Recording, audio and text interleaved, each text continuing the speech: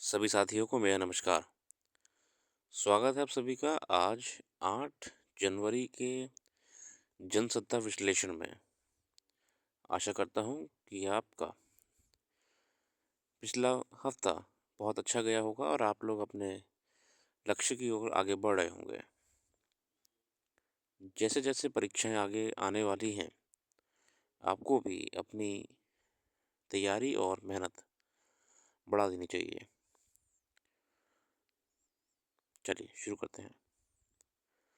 प्रथम पृष्ठ पे हमारे सामने जो खबर है वो है भारतीय उच्चायोग की नाराजगी के बाद मालदीव के 3 मंत्री निलंबित। ये जैसे कि हमने आपको पुरानी वीडियोस में बताया हुआ था कि जो मोदी जी का लक्षद्वीप दौरा था, ये कोई वेकेशन नहीं था, कोई टूरिज्म इनका नहीं था कि चलो आराम करके आते हैं। ये डिप्लोमेसी थी। ये डिप्लोमेसी थी कि हम जानते हैं कि लक्षद्वीप, अगर हम भारत हिंद महासागर की बात करें तो लक्षद्वीप यहाँ है और मालदीव्स यहाँ है। ज़्यादा दूर नहीं है, बहुत करीब ही है। मगर पर्यटक जो होते हैं वो मालदीव चले जाते हैं क्योंकि वो विदेश जाना पसंद करते हैं। अब अचानक से प्रधानमंत्री को पर्यटन में कैसे रुझान आ गया? और अगर ऐसी बात है कि प्रधानमंत्री जी को पर्यटन की नीति बदलनी है, तो इसका मतलब तो वो और जो देश हैं, ऑस्ट्रेलिया, यूएस हमारे नागरिक जाते हैं, उनके लिए भी कुछ करेंगे। क्या न्यूयॉर्क यहाँ बना देंगे? क्या ऑस्ट्रेलिया यहाँ बना देंगे? हो सकता है बना भी दें। पर ये पूरे घटनाक्रम में कंटेक्स्ट तो ये था कि हमने आपको पुरानी वीडियो में बताया था कि मालदीव्स ने क्या करा था कि भारत जो था वो अपने समुद्री मिशनों के अंतर्गत जियोग्राफिकल मिशंस, ओशियनोग्राफी हम पढ़ते हैं ज्योग्राफी में, तो स्टडी कर रहा था। हाइड्रोग्राफी कहते हैं साथियों। तो हाइड्रोग्राफिकल स्टडीज़ यहाँ पे कर साइंटिस्ट वगैरह हमारे यहाँ पे मौजूद थे। साइंटिस्ट होते हैं और आर्मी भी होती है, ठीक है। तो मालदीव्स ने थोड़ी सी खुराफात करी, थोड़ी चाइना से दोस्ती बढ़ रही थी मालदीव्स की। तो उसने कहा भैया बंद करिए अपना मिशन वगैरह और अपनी आर्मी को हटाइए यहाँ से आप।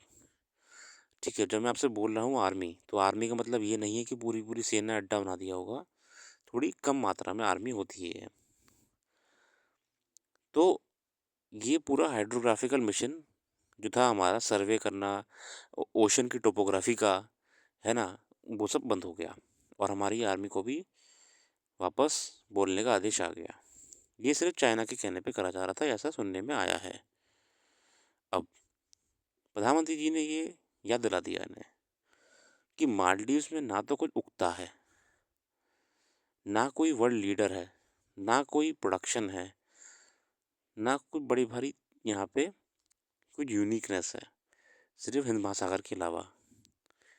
तो ठीक है, हम टूरिज़्म को डाइवर्ट कर देंगे। प्रधानमंत्री जी लक्षद्वीप में इसलिए टहल रहे थे क्योंकि टूरिज़्म को डाइवर्ट करना था। टूरिज़्म को ये दिखाना था कि लक्षद्वीप भी हमारा हिस्सा है और लक्षद्वीप में मालदीव्स से भी बढ़िया जगह है घूमने के लिए। बस इतना ही से कर दिया और मालदीव्स की अर्थव्यवस्था डोल गई। वहाँ के जो होटल के मालिक हैं, उद्योगपति हैं, मालदीव में थोड़ी कोई बड़े भारी उद्योगपति हैं। मालदीव में होटल हैं किनके? बहुत बड़े बड़े बिजनेसमैन, यूरोप के, यूएसए के, है ना, अफ्रीकन बिजनेसमैन के, मतलब बड़े बड़े मालदीव्स में भी हैं अर्थ अब के बड़े बिजनेसमैन। पर ज़्यादातर फॉरेनर्स की होटल्स हैं, होटल चेन्स हैं, बड़ी होटल चेन्स हैं। उन सब ने बोला भैया सुधर जाओ। अगर अर्थव्यवस्था डोल गई तो भैया बिजनेसमैन भी घबरा जाता है। इसको लेके ही जो कुछ 3 मंत्री ज़्यादा बोल रहे थे उनको हटा दिया सरकार ने, निलंबित कर दिया है। बहुत ही अच्छी बात है ये, डिप्लोमेसी कहते हैं इसे। चलिए आगे कहते हैं।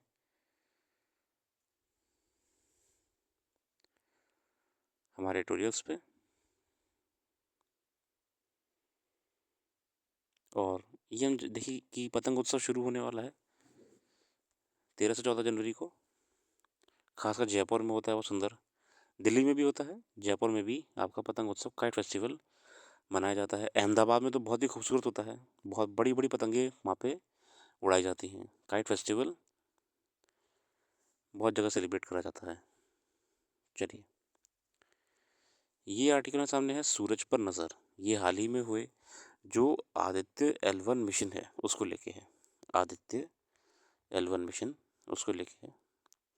हम इसमें क्या करना चाह रहे थे, हम सूरज जो है आपका उसका अध्ययन करेंगे। मैंने आपको पुरानी वीडियो बताया हुआ, तो आप एक बार जाकर देख लीजिएगा, मैं बार बार रिपीट नहीं करना चाहूँगा। ठीक है, और ये बहुत बड़ी, अच्छा हम क्यों अध्ययन करें सूरज का, क्या करेंगे जान के। हम इसे ना, जो सूरज से बहुत कॉस्मिक रेज निकलती हैं, ठीक है, जिसका इम्पैक्ट हमारी अर्थ पे पड़ता है, हमारे रेडियो सिग्नल्स पे पड़ता है, ठीक है, हम उसके बारे में जान पाएंगे। हम जान पाएंगे जो ऑरोरा वाले घटनाक्रम होते हैं उसके बारे में और डीपली जान पाएंगे, और डीप जान पाएंगे। और जो सूरज में बवंडर आते रहते हैं, ठीक है, जो सूरज में बवंडर आते रहते हैं, हम उनसे जानना हमको ज़रूरी है। क्योंकि हम जितना सूरज को जानेंगे, उसकी लाइफ के बारे में, उसके अंदर होने वाले प्रोसेस के बारे में, उतना हमें आगे आने वाले भविष्य के समीकरण का पता रहेगा। ब्रह्मांड के जो समीकरण होने वाला है कि कैसे सूरज से इम्पैक्ट पड़ सकता है हमको, ठीक है। इसलिए ये बहुत ही लैंडमार्क मिशन है। भारत जो है चौथा देश बना है ये अध्ययन करने में आगे होने के लिए। उपग्रहों को निर्धारित कक्षा में हस्त स्थापित करना अंतरिक्ष अनुसंधान के क्षेत्र में सबसे बड़ा चुनौती होती है। सही बात है, जिस ऑर्बिट में हमें ले जाना है उस ऑर्बिट में पहुंचाना एक बहुत बड़ी बात होती है।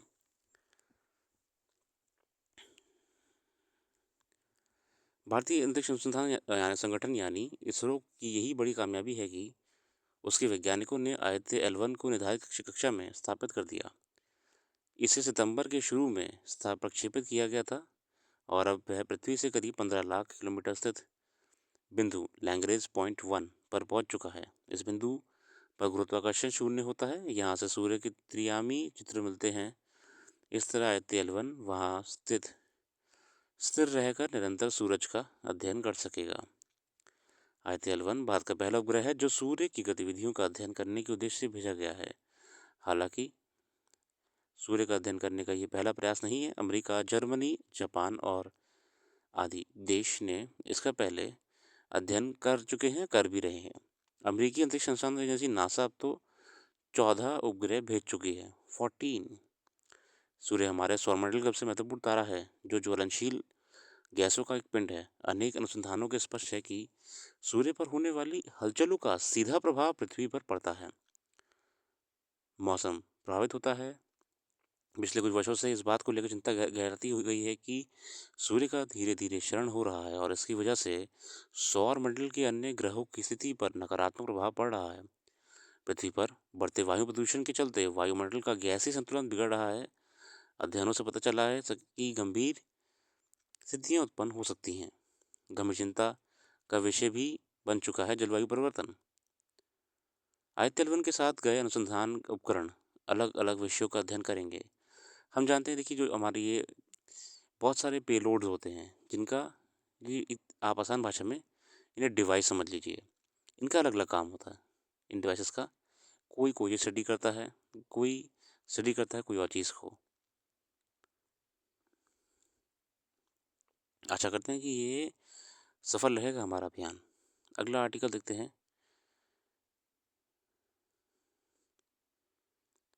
उपद्रव को प्रश्न है। कोई भी लोकतांत्रिक देश अपनी ज़मीन से किसी दूसरी देश के खिलाफ गतिविधियां चलाने, किसी समुदाय की आस्था को चोट पहुंचाने, पूजा स्थलों के तोड़फोड़ करने का समर्थन नहीं करता। मगर पिछले कुछ समय से जिस तरह अमेरिका और कनाडा में खालिस्तान समर्थक संगठन खुलेआम भारत विरोधी गतिविधियां संचालित कर रहे हैं, वहां रह रहे हिंदू लोगों की आस्था पर ठेस है। अमेरिका के कैलिफोर्निया में शुक्रवार को फिर एक हिंदू मंदिर की दीवारों पर खालिस्तान समर्थक नारे लिखकर उसे विरूपित कर दिया गया। इस घटना से पखवाड़ा भर पहले वहीं के स्वामी नारायण मंदिर में तोड़फोड़ की गई थी। अब वहाँ का प्रशासन इन घटनाओं की जांच कर रहा है, मगर आज के औपचारिकताओं तो हर घटना की शिकायत पर निर्भर होती हैं। असल सवाल ये है कि क्या इसमें वहाँ पूजा परिसर की सुरक्षा का भरोसा बन सकेगा। देखिए, हम जानते हैं कि अमेरिका में थोड़ा सा कुछ ऐसे एलिमेंट्स भी हैं जो कि एंटी हिंदू माइंडसेट रखते हैं, तो ये बराबर से अपने आप को प्रेजेंस दिखाने का प्रयास करते हैं, जो अलगाववादी हैं, खालिस्तानी। और देखिए, देखा गया है कि जो लोग कुछ नहीं कर पाते हैं वो प्रयास करते हैं कि ऐसे ही छोटी मोटी हरकतें करके डिस्टर्ब करा जाए। देखिए, खालिस्तानी और जो अलगाववादी हैं, इनकी कोई रेपुटेशन तो है नहीं डिप्लोमेटिकली, तो जो कुछ नहीं कर सकते हैं तो ये सब छोटी मोटी हरकतें करते रहते हैं, तो इसमें कोई भी चिंता का विषय नहीं है। हालांकि भारत सरकार इसका हमेशा संज्ञान लेगी और अमेरिकी सरकार को बार बार याद दिलाएगी कि ये गलत है। अगला आर्टिकल है तरक्की के रास्ते और नए संकल्प। आइए देखते हैं क्या है इस आर्टिकल में। भारत को नए वर्ष में पिछले वर्ष की महंगाई, बेरोजगारी, रुपए की गिरती कीमत, विदेशी मुद्रा भंडार में कमी, विदेशी कर्ज, व्यापार घाटा, चिंताजनक मानव विकास सूचकांक जैसे आर्थिक चुनौतियां विरासत में मिली हैं। ठीक है, आगे थे। बीते वर्ष महंगाई की मोर्चे पर मुश्किलें पूरी समय बनी रहीं। इसराइल हमास युद्ध, रूस यूक्रेन युद्ध, ओपेक द्वारा तेल उत्पादन में कटौती, वैश्विक खाद्यान्न उत्पादन में कमी। देखिए, हम जानते हैं कि लास्ट ईयर कितने सारे इवेंट्स हुए थे, वॉर से लेकर ऑयल प्रोडक्शन को लेकर सब हर चीज़ में, है ना। जो यूक्रेन वाला युद्ध हुआ था तो हम जानते हैं कैसे उसमें खाद्य आपूर्ति बड़ी डिस्टर्ब हुई थी। अगर हमें ध्यान हो तो ब्लैक सी ग्रेन इनिशिएटिव जो था, ये यूक्रेन और रशिया के बीच में जो युद्ध चल रहा था उससे जितना भी ट्रेड हो रहा था उस क्षेत्र से, वो एकदम रुक गया था, है ना। फूड के आइटम्स रुक गए थे, जो बहुत भारी मात्रा में एशिया में यूरोप से होते हुए आते हैं। ठीक है, आ कहते हैं पिछले वर्ष रोजगार की स्थिति संसद की बहसों से लेकर युवाओं के बीच चिंता का कारण बनी रही। उसमें वैश्विक सुस्ती के कारण जो उद्योग कारोबार प्रतिकूल रूप से प्रभावित हुए, वहाँ रोजगार के कम अवसर निर्मित हुए। मगर गिग अर्थव्यवस्था और असंगठित क्षेत्र के मौके बढ़ने से बेरोजगारी दर को कम होते हुए पाया गया। देखिए, हम जानते हैं गिग अर्थव्यवस्था क्या होती है साथियों। गिग अर्थव्यवस्था होती है कि ये कोई फुल टाइम जॉब नहीं होती है, ये एक तरीके से होती है जिसमें आप फ्री होते हैं, थोड़े से इंडिपेंडेंट भी होते हैं अपने काम के समय को लेके, काम की फ्लेक्सिबिलिटी को लेके और काम की शर्तों को लेके। इसे गिग इकोनॉमी कहती है। इसमें ज़्यादातर जो कंपनीज होती हैं आपको एज ए एम्प्लॉय नहीं, एज अ पार्टनर मांग के चलती हैं। ठीक है, जैसे कि हम देखते हैं ओला में लोग काम करते हैं, ओला पार्टनर कहते हैं उन्हें। कंपनी एम्प्लॉय नहीं कहती है, पार्टनर कहती है। कंपनी ये कहती है कि भैया हम तो अपनी एप्लीकेशन के माध्यम से इस ड्राइवर को काम दे रहे हैं, हम काम नहीं दे रहे हैं, हम यूज़र से काम लेके इसे दे रहे हैं। जैसे कि ज़ोमैटो है, अभी हाल ही में ज़ोमैटो पे इनकम टैक्स का नोटिस आया था 403 करोड़ का। तो इनकम ज़ोमैटो ने कहा कि भैया हम तो इसे नहीं दे पाएंगे, क्योंकि बहुत, मैं डिटेल आपको बताऊंगा अगली अगली बार किसी अलग वीडियो में। तो उस केस में भी ज़ोमैटो ने ये रेफ़र करा कि भैया ये कमाई जो है ये ड्राइवर की है, जो ज़ोमैटो में ड्राइवर होते हैं, डिलीवरी भाई होते हैं हमारे, ये हमारी नहीं है, हम तो सिर्फ उन्हें काम दे रहे हैं। ये है गिग इकॉनमी। गिग इकॉनमी और क्या होती है आपकी, जितने भी छोटे काम, छोटे मोटे पार्ट टाइम के रूप में काम करे जाते हैं, इंडिपेंडेंट काम जिन्हें हम कहते हैं। ठीक है, तो गिग इकनॉमी अपने आप में बहुत बड़े स्तर पे बढ़ चुकी है। और एक और बात, राजस्थान, अच्छा गिग इकॉनमी में सबसे बड़ा समस्या क्या है, इस क्षेत्र में सिक्योरिटी नहीं है, इस क्षेत्र में आपकी सोशल सिक्योरिटी बेनिफिट्स नहीं है। मगर राजस्थान पहला ऐसा प्रदेश है जिसने अपने राजस्थान प्रदेश में जो भी कंपनियां गिग इकॉनमी वाले काम करवा रहे हैं, जैसे अर्बन कंपनी है, जोमेटो है, ओला है, स्विगी है, जितनी भी आपके ये सब हैं, इन लोग को सोशल सिक्योरिटी, इंश्योरेंस वगैरह, बेनिफिट्स वगैरह देने पड़ेंगे। ठीक है, तो गिग इकॉनमी अपने आप में एक बहुत बड़ी इकॉनमी हो चुकी है, और ये बेसिकली यूएसए का कल्चर है। हाल ही में नारायण मूर्ति जी ने भी कहा था कि जो इंडिया में ज़्यादातर स्टार्टअप सब खुल रहे हैं, मैं उनसे खुश नहीं हूँ, क्योंकि ये ज़्यादातर कॉपीड ही हैं, इनमें इनोवेशन नहीं है। तो गिग इकॉनमी बेसिकली यूएस का कल्चर है, जो कि यूएसए में तो बहुत पहले 35-40 साल पहले आ चुका था। जिसमें कॉलेज के स्टूडेंट्स होते हैं या कोई भी होते हैं, पार्ट टाइम अपना काम करते रहते हैं।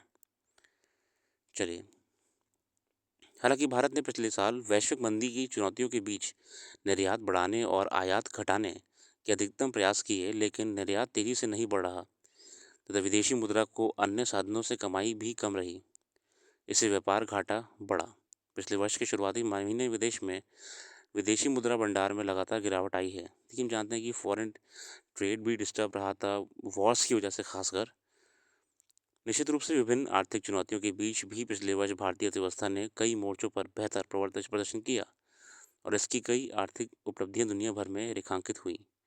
कारोबारों और वित्तीय परिदृश्य व्यापक स्तर पर विस्तार को लेकर आशावादी रहे। क्या कहते हैं, ये बात है कि आर्थिक घटनाक्रम पर रेखांकित हो रही है कि वर्ष 23 में भारत राजकोषीय घाटा नियंत्रण करने में सफल रहा है। हमने देखिए बहुत प्रयास करा कि हम अपने घाटे को ना बढ़ने दें। पिछले वर्ष केंद्र सरकार राजकोषीय घाटे के निर्धारित लक्ष्य सकल घरेलू उत्पाद जीडीपी के 5.9% तक सीमित रखने में सफल रही है।